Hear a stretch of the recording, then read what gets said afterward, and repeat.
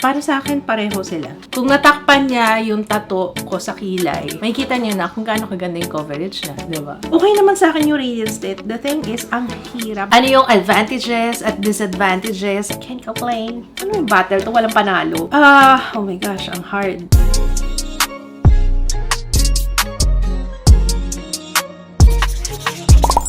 Hello everybody! Welcome back sa ating channel. So today, meron tayong gagawing battle of the concealers. Requested sa akin to, oo. And sakto naman kasi ito yung mga time na talagang palagamit ako ng concealer. And dami kong pimple. Mula nung nanganak ako guys, talagang every week may bago kong pimple. Every week. Mabuti na nga lang, mabilis naman siya mag-lighten. In fairness naman sa mga ginagamit kong skincare products. Another requested din yan, guys. Stay tuned. Ang daming naghihintay sa inyo ng skincare routine ko. Pero from time to time, pinapakita ko siya sa vlog. So, sige, maggagawa ko ng dedicated one dito sa main channel kasi lagi ako nasa vlog sa'yo. Oh, sorry na. Alam ko hindi pa ito yung mga best of the best talaga na available locally. Pero if you have recommendations na hindi ko na gamit dito, feel free to comment down below kasi gusto ko i-test out yan. Oo. Okay, so andito na yung ating mga contenders. Again, 6 na concealers ito na most used ko. Alternately, kasi ginagamit ko sila, gusto ko rin sila ma-compare actually side by side, diba? So, feeling ko magiging malaking tulong to sa mga naghahanap ng concealer. Okay, mag-sunscreen muna ako. I'm using itong Hello Glow 3-in-1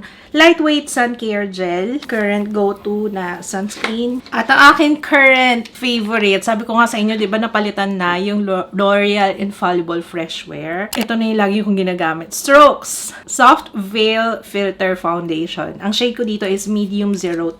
Ang gusto kong pang-apply dito is Blendy or sponge. Kayong bahala kung anong gusto nyo. So, let's apply. Okay, isang layer lang yung nilagay ko sa aking face kasi nga, magte-test out tayo ng concealer diba? So, parang ang bida-bida ngayon is yung mga concealers. Okay, sa kilay muna tayo. For my brows, let's use on this side, gamitin natin si Easy & Co. Again, ang shade nito is MW2. Easy na lang sila ngayon, pero ito yung active concealer nila, okay? Medyo darker yung ginagamit ko kasi nga dark yung brows ko and light yung aking hair, kaya kailangan ko talaga i-concealer yan. Minsan kino-color correct ko pa siya, pero alam niyo na, less is more. Kung kaya naman ng concealer na lang, edi concealer na lang, makakatipid pa tayo, diba? Yan, ganyang level. Tapos hindi ko siya kaagad-agad bine-blend out kasi gusto kong maluto siya sa kilay, ganyan. Sa kabilang side, let's use yung Strokes na Soft Veil Concealer Deep 01. I think sa lahat nitong concealer na to, ito yung pinaka long lasting for me. So, sa kilay pa lang makikita nyo na kung gaano ka-intense yung coverage ng concealer na ito. Habang nakababad yung nasa brows, let's use Maybelline Instant Age Rewind. I love this. Alam nyo, gumawa na ako ng comparison dati. Ilang beses ko na feature ng as in exclusive na video para sa kanya. Kasama lagi sa favorites ko.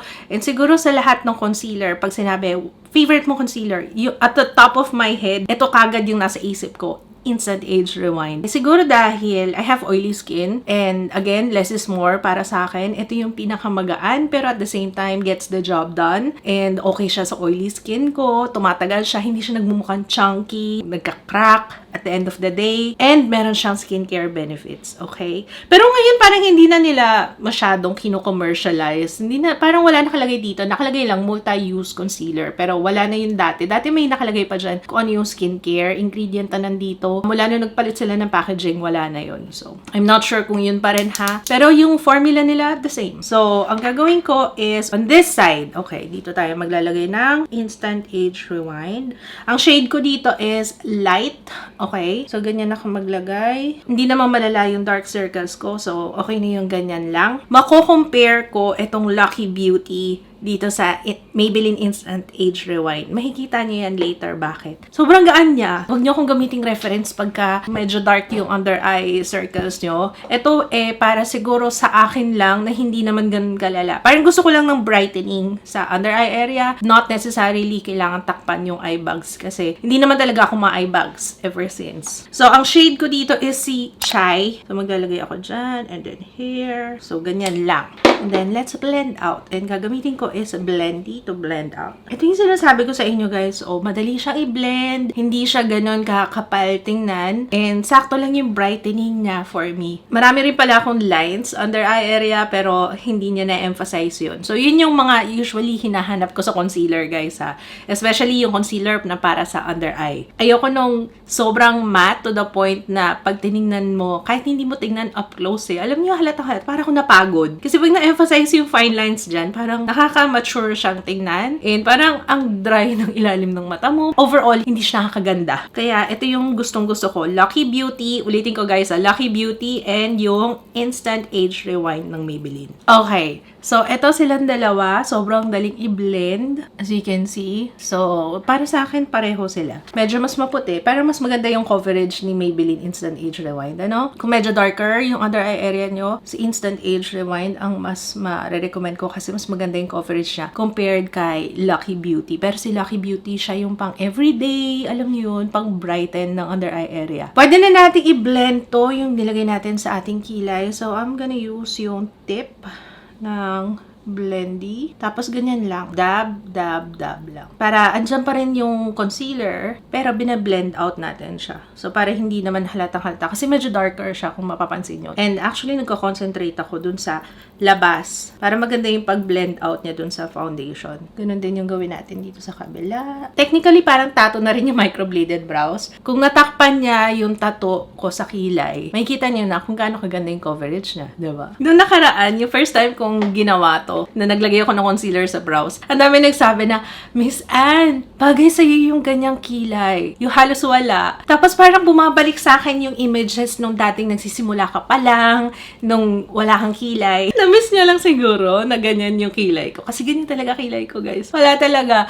Ayan o, kung mapapansin niyo, mas makapal yung kilay. I mean, yung hair. Mas marami akong hair dito compare dito. Ayan o, kitang-kita nyo ngayon nung binura natin yung microbladed brows. So, doon naman tayo sa pag-spot conceal. Ito yung dalawa na madalas na ginagamit ko, okay? Get Ready With Me Cosmetics Radiance Tint in the shade Almond and yung Oat ng Sunny's Face. Multi-stick. To be honest, mas madalas kong gamitin ito kasi less blending. Kahit yung daliri ko lang okay na. Kasi this one is cream type. Ito medyo kailangan ko pang i-blend ng mas. Kasi lumulutang siya. Okay naman sa akin yung Radiance Tint. The thing is, ang hirap. Buti na ang dami nilang binigay na shades sa akin. At I think lahat yata ng shades. Kaya nakapili ako. Pero to be honest, nung nagsisimula ako, nung first try ko sa kanya, sabi ko, bakit parang kalaunan? Parang nag-orange siya. Or parang it's too warm. Basta nagiging off yung kulay. Hindi ko alam kung mix ng foundation or depende sa foundation na ginamit ko or depende sa kalagayan ng skin ko. Pag ginawa ko yung makeup ko, okay. Pero pagka after kong mag-check ng siguro, let's say, 1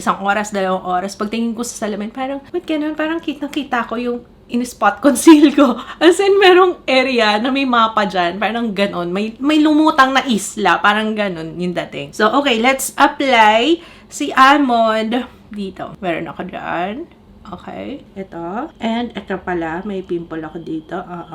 Here. So, ayan. Usual sa spot conceal, ganun din. Kagaya ng ginawa natin sa kilay, wag nating i-blend agad. So, hayaan mo lang muna siya dyan. Maganda na kasi yung coverage ni Strokes eh. Kaya parang, nasa na yung mga lalagyan ko kanina na wala na. Okay, so, again, dito sa side na to, si Radiance Tint, ha? And dito sa kabilang side, si Oat. So, cream stick naman, ang kagandahan dito is kapag, kunwari, magta-touch up ka, tapos nakikita mo, oy, lumalabas na yung sumpa. Kahit naka-powder na ako, i-apply ko siya on top or under, hindi niya naapektuhan yung look. Kumbaga, okay lang siya. Kasi cream siya eh. Siguro, I'm not sure kung lahat ng cream ganun. Hanggang ngayon, guys, kahit na madalas ako mag-makeup at marami na akong na-try, may mga cream talaga na pag naglagay ka na ng powder, ang hirap niya nang i-work with. And dito, medyo marami ako dito sa left side. Okay, so, okay na to. Let's blend out. Sige, daliri na lang yung gamitin natin for this video. Pero usually, sponge or kung may brush, ayan, yun ang ginagamit ko. Pero pag spot concealing, guys, ha, mas marirecommend ko talaga daliri. Kasi, mas matipid sa product. Ang brush kasi at saka sponge,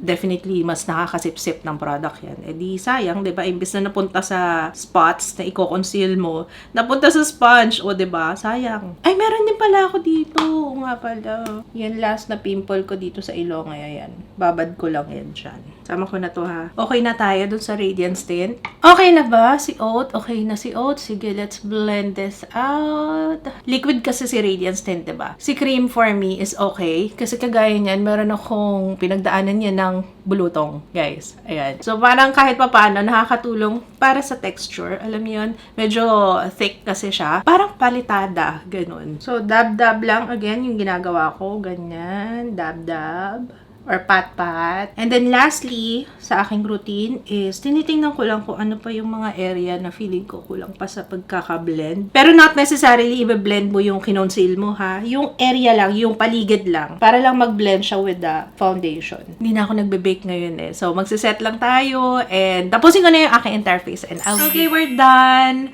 Yung mga ginamit ko sa face ko, guys ha, ilalagay ko yung listahan sa description box.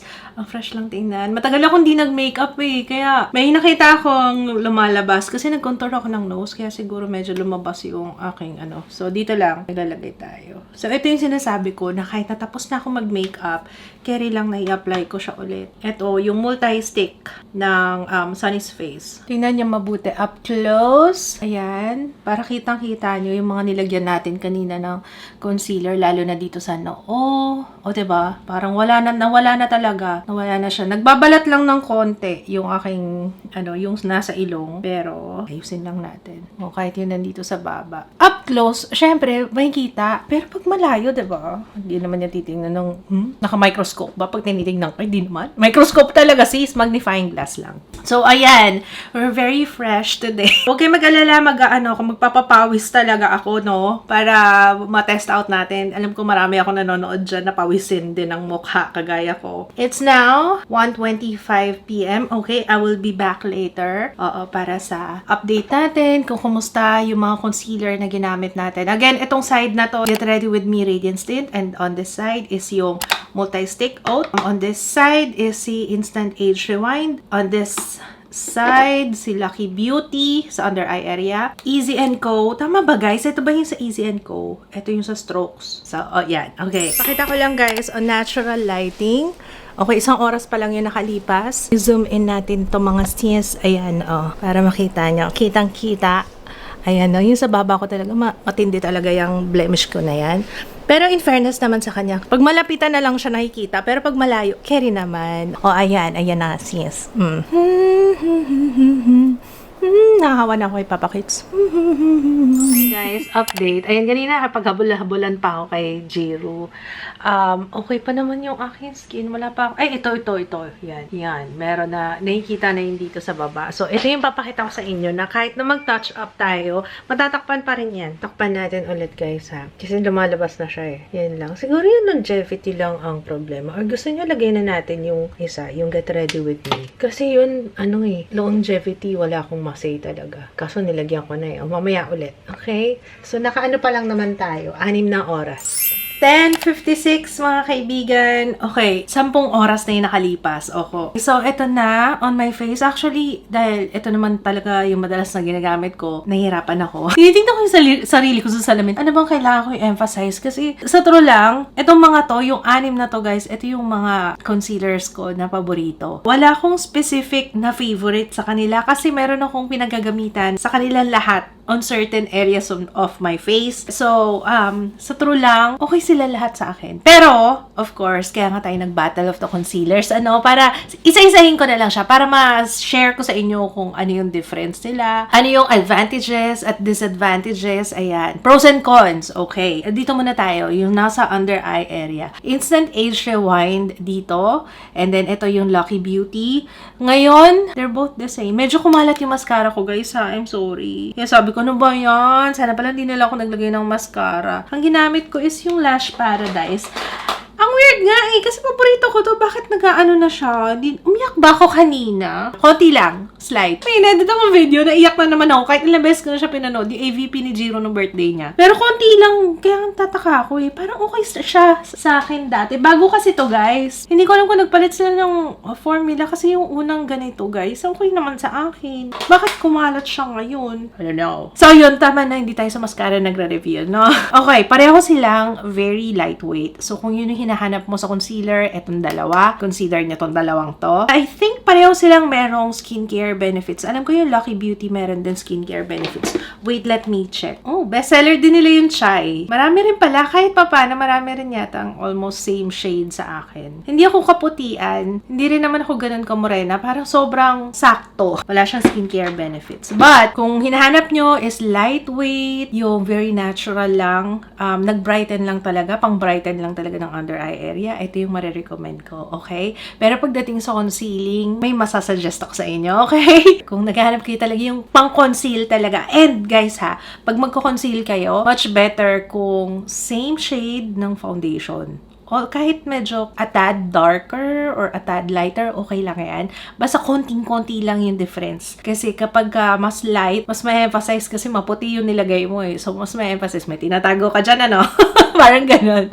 So, kailangan yung magdi-disappear siya sa skin. So, ayan. Kaya kanina, di ba, darker yung nilagay ko. Strokes on this side and Easy and Co dito sa kabila. But, sa ngayon, okay pa rin sila pareho. Eh, kasi hindi ko naman masyadong ginagalaw yan. Di ba nga, gusto ko mas lighter yung brows ko ngayon. So, na-achieve naman niya. So, can't complain. Parehong okay sa akin. Ito, okay din siyang concealer, guys, ha? Yeah, pwede rin, oh. Hindi halata. Hindi ko pa binlend yan, ha? Deep 01 sa akin. Carry lang siya. Mang-conceal. So, yung feeling nila, they're both lightweight. Ang pansin ko lang is si Strokes, may tendency siyang mag-cake ng konti kung marami kang mailagay. So, as much as possible, konti lang, and then build your way up. Huwag yung biglang marami. Okay? But, hindi ko naman na-experience yun sa Easy & Co. Sa Easy & Co, isa rin lightweight to, pero maganda yung coverage. So, ayan, kung naghahanap kayo ng lightweight na concealer and maganda yung coverage, try this one. This one works also. Ito, parang feeling ko mas matipid. Kasi kahit konti lang yung ilagay mo dito. Kanina, kita nyo, gatuldok lang yung nilagay ko. Oh, natakpan niya kagad. So, ito, a little goes a long way. Okay, lastly, yung pang spot conceal. Ito, dito marami akong masasabi. Pareho silang okay for me. Pareho silang okay, pareho akong ginagamit. Medyo ingat lang kayo when choosing shades sa Radiance Tint kasi yun lang talaga. Kahit kanina habang ina-apply ko, nung chinek ko dito, pag sa personal kasi hindi ko masyadong makita, pero once na mag-register sa camera, lalo na pagtutok, so very important yun, especially kung meron kang photoshoot or kung mag-video ka or kung mag-videohan ka kasi sometimes okay siya sa personal pero sa camera pala mas kitang-kita. Lalo na kapag tutok yung ilaw sa'yo. Yun lang yung downside na nakikita ko dito. Pero pagdating sa longevity, okay siya. So, yun nga din siguro yung gusto kong sabihin kanina na nahirapan ako na hindi ko siya ginagamit after ko matapos yung makeup. Kasi hindi ko napapansin kung mamaya sobrang nakikita, lutang na pala siya. Kasi may tendency siyang mag-ganon. I'm not sure kung anong meron. Kahit na yung almond na yung pinaka-perfect sa akin, may tendency pa rin siyang mag-ganong effect. Yung parang halatang halata kung saan yung nag-spot conceal ka. Kasi makikita mo yung parang may medyo orangey na part. Ayun. Dito sa multi-stick ng Sunny's Face, wala akong naging problema. Kahit re-apply ko siya ng i-re-apply, carry. So, kunwari, ngayon, ayan, nakikita na dito sa baba. Ayan, takpan natin. Ito lang hot tip, guys, lalo na sa mga merong sensitive skin. Every time na magre-re-apply kayo, kuha ka ng tissue para matanggal yung nasa ibabaw. Para hindi, kumbaga para malinis pa rin siya. Pero sorry, alam ko hindi na kaaya-aya tignan tong concealer ko, ano? Pero, you get the point. Medyo pricey siya ng konti, but konti pa lang yung nababawas ko. Lagi ko tong ginagamit. Matagal din siya, ha? Fairness. Gamit na gamit ko tong concealer na to kasi ang dami kong blemishes lately, eh. Ang dami pa rin, oh. Parang bagong-bago pa rin siya for me. So, ay, ito ang ganda ng packaging niya. Okay naman siya sa akin, hindi siya mabigat. Siguro kasi pang spot conceal ko lang siya. I haven't tried this na as in buong face. Pero usually, iniiwasan ko maglagay ng base na cream sa entire face. Kasi usually pagka-cream, heavy talaga yan for me. Depende ha, siguro case-to-case basis. May mga products siguro na hindi mabigat. Pero para sa akin, pagka cream stick, most probably mabigat yan. May mga liquid naman, so doon na lang ako sa liquid. Basta pagdating sa spot conceal, ito talaga yung madalas kong kinukuha, ginagamit. And lalo na kapag malala yung aking pimple or talagang, nagpepeklat na siya, nangingitim na siya. At isa pang kagandahan, dahil cream siya, very friendly. Lalo na pag nagbabalat. Di ba ganun naman life cycle ng pimple? Mamaga, lalaki, mamumula. Tapos pag medyo gumagaling na siya, medyo nagbabalat, nangingitim. So pag ganon, nangingitim, yun yung time na kailangan mo talaga siya i-conceal. Kasi nakakasira siya ng makeup, diba? So, pag conceal ko, pag yan ang ginagamit ko, kahit na nagbabalat siya, forgiving sa, pag may patches ka, ganyan, na nagda-dry, okay. Ano pa ba? Sana nasabi ko lahat. If you have more questions, feel free to comment down below, guys, ha? Pero ito yung 6 na most used concealers ko, kaya yun yung aking ginawa ng comparison ngayon and battle, alin ba? Pero actually, wala tayong, wala tayong winner talaga. Sige na nga, okay. Kung papipiliin ako, ganun na lang, okay. Para meron naman, yung battle to, walang panalo, okay. Kung papipiliin ako dito sa dalawang to, oh my gosh, ang hard nito. Matagal ko na kasing trusted yung Maybelline Instant Age Rewind, pero gusto ko yung cooling sensation ng Lucky Beauty, hindi kita na-mention kanina. Pag ina-apply siya, may cooling, oo. So, Lucky Beauty ako. And support local, diba? Okay, another concealer, yung ginamit ko sa pantakip ng aking kilay. Dito sa dalawa, oh my gosh, they're both good. Easy. Kay easy ako. Kasi, si Strokes, though a little goes a long way, pag naparami ka ng lagay, yun nga, nagkikake siya. Pero hindi ako nagkaroon ng ganong problema sa easy. So, easy, definitely. Dito naman sa dalawa, I think, alam nyo na ako ano yung sagot ko. Kasi nga, hindi ako nagkaroon ng problema pagdating sa kulay dito sa multi-stick ng Sunny's Face. So, winner ko si Sunny's Face dito sa spot concealing. Okay, so, ayun lang, guys. Binigyan ko na rin kayo ng options.